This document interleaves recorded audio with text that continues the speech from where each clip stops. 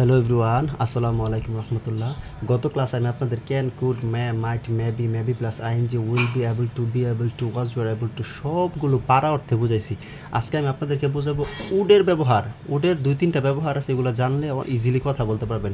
Modal auxiliary ভার্বের মধ্যে would, could, mite, should এগুলোর প্রচুর ব্যবহার আছে। এগুলো একটা জিনিস বিভিন্ন প্রকারে ব্যবহার হয়, এগুলো জানতে পারলে ইজিলি স্পিকিং করা যায়, রাইটিংও বোঝা যায় অর্থ।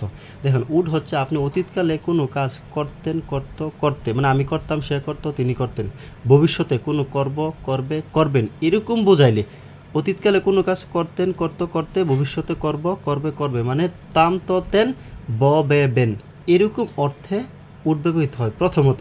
যেমন he would bathe in the river, সে নদীতে গোসল করতো।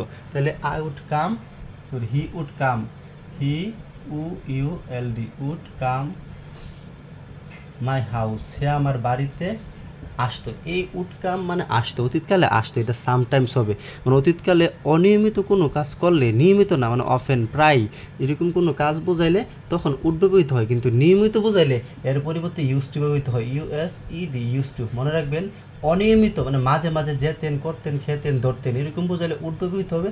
আর নিয়মিত বোঝাইলে ইউজ টু। যেমন I use to drink tea, আমি নিয়মিত চা খেতাম। আবার আই উড ড্রিঙ্ক টি, আমি মাঝে মাঝে চা খেতাম এরকম অর্থ প্রকাশ করবে। তার মানে একটা হচ্ছে অতীতকালে কোনো কাজ করতেন বোঝাতে। ভবিষ্যতে বলতে আপনি কোনো কিছু প্রশ্ন করা বোঝাইতে অনুমতি, অনুরোধ, প্রস্তাবনা, আদেশ, উপদেশ। অনুমতি, অনুরোধ, প্রস্তাবনা, আদেশ, উপদেশ, অনুরোধ বোঝাইতে উড ব্যবহৃত হয়। যেমন would you please close the door, WOULD। Would you please, please close the door, close the door, দয়া করে দরজাটা বন্ধ করবে। এই যে প্রশ্ন করলেন মানে প্রশ্ন করা ভবিষ্যৎ সেন্সে, তখন উড ব্যবহৃত হয়। করবে, বেন। যদি তাদের বলি would you close the door, তারা কি দরজাটা বন্ধ করবেন এরকম। মানে ভবিষ্যতের বেন ভদ্রতা, অনুমতি, অনুরোধ, প্রস্তাবের খাতিরে প্রশ্নবোধক করতে উড ব্যবহৃত হয়। যেমন would you please close the door, দয়া করে দরজাটা বন্ধ করবেন। Would you go with me, আমার সাথে যাবেন। উড ইউ টেক ইট, এটা নেবেন। এই যে অধিকতর ভদ্রতা, নর্মাল ভদ্রতা বোঝাইলে মে ব্যবহার করি, কিন্তু সবচেয়ে বেশি ভদ্রতা, অনুমতি, অনুরোধ বোঝাইলে কুড অথবা উড ব্যবহৃত হয়। তার মানে একটা হচ্ছে অতীতকালে, আর একটা হচ্ছে অতিরিক্ত ভদ্রতার খাতিরে ভবিষ্যৎ সেন্সে, মানে কাজটা তো আপনি একটু হলে ভবিষ্যৎ সামনে। Would you close the door, দরজাটা বন্ধ করবেন মানে নিকটবর্তী ভবিষ্যৎ। এই কারণে বেন অতীতকালে ভবিষ্যৎ দুই জায়গায় কি ব্যবহৃত হয়। তারপরে আরেকটা ব্যবহার হচ্ছে মনের ইচ্ছা। আপনি যদি মনের ইচ্ছা অথবা আবেগ প্রকাশ করেন, মনের ইচ্ছা, আবেগ, দৃঢ় সম্পর্ক ব্যক্ত করতে আমরা আইএলস পার্ট স্পিকিংয়ে উড ব্যবহার করি। যেমন I would like to do, আমার করতে ইচ্ছা, UULD, would like to do. I would like to do মানে I would like to go there, আমি সেখানে যেতে চাই মানে আমার যাওয়ার ইচ্ছা। মনের ইচ্ছা, অভিপ্রায়, দৃঢ় সংকল্প ব্যক্ত করতে উড লাইক টু ব্যবহৃত হয়। I would like to eat, আমি খেতে চাই। I would like to go with you, তোমার সাথে যেতে চাই। I would like to live with you, তোমার সাথে বাস করতে চাই। I would like to take your phone, তোমার ফোনটা নিতে চাই। এভাবে উড লাইক টু দ্বারা মনের ইচ্ছা, অভিপ্রায়, দৃঢ় সংকল্প ব্যক্ত করা হয়। আর আপনি যদি অনুরোধ বুঝাইতে উড ইউ মাইন্ড ব্যবহার করেন, যেমন অনুরোধ বুঝাইতে যদি উড ইউ মাইন্ড ব্যবহার করেন, UULD, উড ইউ মাইন্ড মানে উড ইউ মাইন্ডের পরে সবসময় বারবার আইনজি বসে। যেমন would you mind closing the door, UULD, would you mind closing, CLOSING, closing the door, দয়া করে দরজাটা বন্ধ করবে। প্রশ্ন হচ্ছে ওইটা উড ইউ যেই কথা, উড ইউ মাইন্ড একই কথা, কিন্তু মাইন্ডের পরে বারবার আইনজি হবে, সেন্স একই থাকবে, বেন মানে কোনো কিছু করবে, অনুমতি, অনুরোধ বুঝাবে।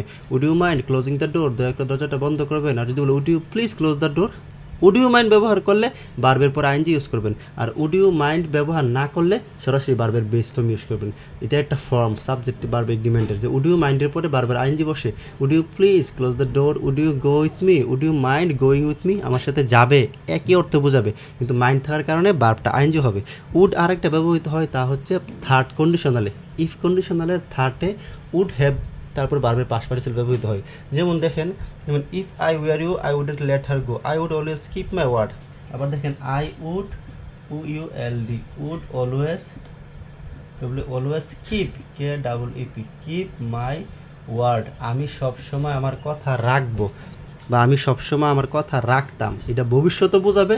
I would go with me, আমি তোমার সাথে যাবো, এটাও বোঝাবে। আই উড গো, আমি যেতাম, এরকমও বোঝাবে। অতীত ভবিষ্যৎ দুইটাই বোঝাবে। আর প্রশ্ন করা বোঝালে তো প্রশ্ন করা নেবেনি। I would always keep my word, আমি সবসময় আমার কথা রাখবো অথবা রাখতাম। এখন প্রশ্ন হচ্ছে কন্ডিশনাল ক্ষেত্রে উডের পরে হ্যাভের পরে বারবার 3 নম্বর ফর্ম ব্যবহৃত হয়।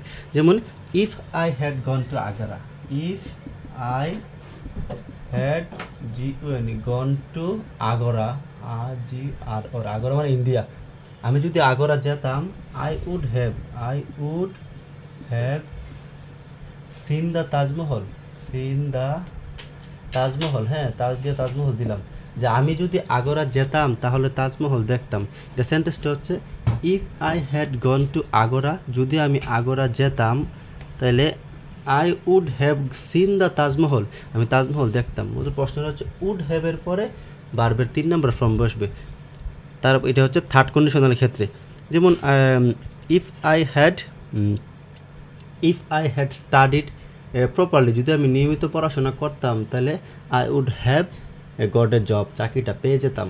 এরকম থার্ড কন্ডিশনাল ক্ষেত্রে অসম্ভব, কল্পনা, অবাস্তব, ইচ্ছা সত্য বোঝাইতে উড ব্যবহৃত, উড হ্যাভ, কুড হ্যাভ, মাইট হ্যাভের পরে ভার্বের 3 নম্বর ফর্ম ব্যবহৃত হয়। তাহলে উড আমরা পাইলাম প্রথমত অতীতকালের তাম তত্ত্বে, ভবিষ্যতে করব অধিকতর বদ্ধতার খাতিরে। দ্বিতীয় হচ্ছে উড লাইক টু দ্বারা মনের ইচ্ছা অভিপ্রায় দৃঢ় সংকল্প বোঝা, আর উড ইউ মাইন্ডের পরে বারবার আইনজি বসে, উড হ্যাভের পরে বারবার 3 নম্বর ফর্ম বসে। এই জিনিসগুলো খেয়াল রাখলে ইনশাল্লাহ আশা করি উডের ব্যবহার আপনারা এ টু জেড লিখতে পারবেন।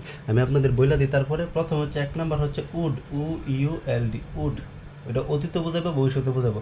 2 নম্বর হচ্ছে would like to, UULD, would like to. 3 নম্বর হচ্ছে would you mind, UULD, would you mind, MIND, mind. এরপরে বারবার আইএনজি, এরপর হচ্ছে বারবার বেস ফ্রম, তারপরে হচ্ছে কি would have, UULD, would have plus বারবার 3। এই 4টা উডের ব্যবহার জানা থাকেন, খাতায় লিখে প্র্যাকটিস করেন, ইনশাল্লাহ আপনারা কথা বলতে পারবেন। উডের প্রচুর ব্যবহার আছে।